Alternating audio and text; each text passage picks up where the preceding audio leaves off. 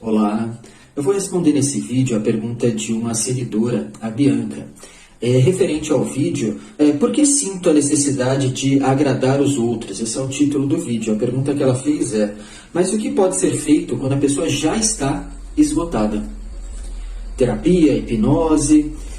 Então, vamos lá, Bianca. Muito obrigado, por ter realizado a pergunta. A participação é muito importante, tá? Em primeiro lugar, assim, depois eu vou falar da terapia, do acompanhamento psicológico, tá? Mas, assim, em primeiro lugar, eu vou falar o que é interessante você já ir fazendo. Porque em terapia tudo isso vai ser feito de uma forma bem estruturada, com acompanhamento e tudo mais. Mas, em primeiro lugar, é muito importante encontrar a função do comportamento. Por exemplo, a função do comportamento de autossacrifício, de subjugação. Por exemplo, o que é encontrar a função do comportamento? Observar o contexto que você se encontra, a pessoa que você está se relacionando e que faz isso, ou as pessoas, ou o contexto em si. O comportamento em si, qual que é o comportamento?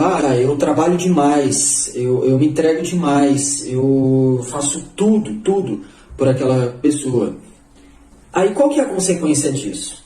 Por exemplo, você recebe atenção após ter feito isso, você recebe carinho, você recebe um olhar, né? Ou seja, o que acontece após? Em alguns momentos você recebe atenção e outros não. Vai se configurar como um condicionamento intermitente, que é o condicionamento mais poderoso que tem. Você tem momentos que recebe aquilo, tem momentos que não. Ou seja, tem momentos que você recebe a recompensa relacionada ao seu comportamento e tem momentos que não. Tá? Você recebe afeto, aceitação. O que você recebe? Ou você recebe patada em alguns momentos, em outros momentos você recebe afeto, entendeu? Então, observando isso, você vai voltar lá atrás, na sua infância, na relação com os pais ou seus cuidadores, parentes, o que for, aquelas figuras que você buscava a atenção, que você buscava o amor, porque era a sua necessidade principal, tá? Como criança, ter esse laço, ter esse vínculo, ter essa conexão amorosa. Então, quem que fazia dessa forma? Pai, mãe, vó, algum cuidador, cuidadora. Você vai ver, nossa, então tem relação com aquilo lá, eu estou só reproduzindo. Porque essa é a nossa tendência, repetir, tá ok? Então, eu estou repetindo esse comportamento. E aí, quando isso acontece, você consegue identificar, ver que é uma programação sua. Então, você já tira um peso. Só por ter a consciência, você já tira um peso. Porque você pensa, caramba, então não é essa relação em si. Na realidade, é uma transferência que eu estou fazendo relacionado a um ente querido, lá da infância. Então, eu estou buscando nessa pessoa aquele amor incondicional que eu necessitava naquela época e não tive. Então eu estou com essa carência, essa falta, esse buraco. Esse buraco que vai dar a angústia, que vai gerar emoções de tristeza, essas emoções de falta mesmo, sabe? De alguma coisa e muitas vezes a gente não sabe o que. Mas aí também gera esse comportamento de fazer para receber. Porque lá na infância você aprendeu assim. Porque aí você fazendo lá, funcionou. E aí você condicionou o seu comportamento. E condicionar nada mais é do que um aprendizado. Então, assim, se é um aprendizado, é possível aprender de outra forma. Ok? Mas então tudo bem, vamos parar aí nessa questão do aprender de outra forma. Porque vai ser isso, essa é a raiz. Mas para que ocorra isso, tem que acontecer algumas coisas antes. Tá? Se você encontrou isso, você está consciente, né, da função do comportamento, a raiz dele, né, aonde isso surgiu, você vai enfrentar gradualmente essa situação. Por quê? O que domina? Qual que é o sentimento que domina, mas que às vezes a gente não se dá conta? Simplesmente um medo. O medo de ser abandonada, um medo de ser rejeitada, um medo de não receber aquela emoção que, no caso da criança, quando você era criança, tá? E todos que passam por essa situação, não recebeu lá atrás.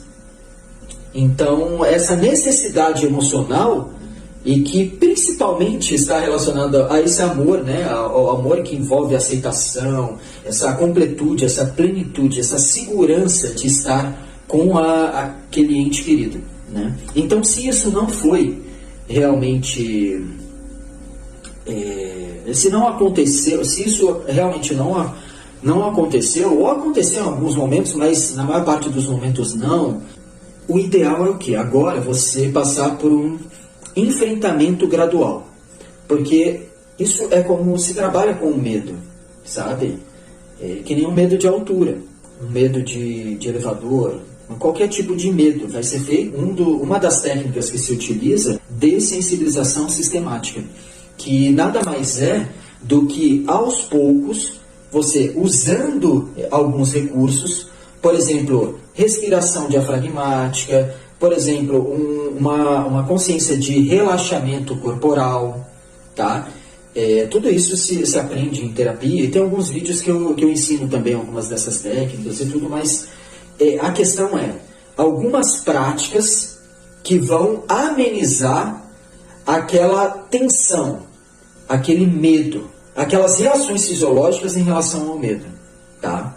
E vão acalmar a mente. Por exemplo, estar no momento presente, sentir como está o próprio corpo, o que está acontecendo primeiro no seu corpo. Mindfulness, por exemplo, tá? O que está acontecendo no meu corpo nesse momento, sabe? E aí tudo isso você vai relacionando lá atrás. Nossa, acontecia isso quando eu era criança. Caso você lembre, pode ser que não lembre, porque pode ter sido numa época muito remota, e muitas coisas também podem ter acontecido quando você estava na barriga da sua mãe, tá ok? Então é muito profundo, tá? A criação dessas emoções, desses gatilhos emocionais, eles são muito profundos, tá? Mas muitas vezes é possível identificar, ter uma memória daquele episódio, daqueles momentos, tá? É possível também, mas como que vai ser feito esse enfrentamento gradual? Aos poucos você vai se colocando, você vai se expressando,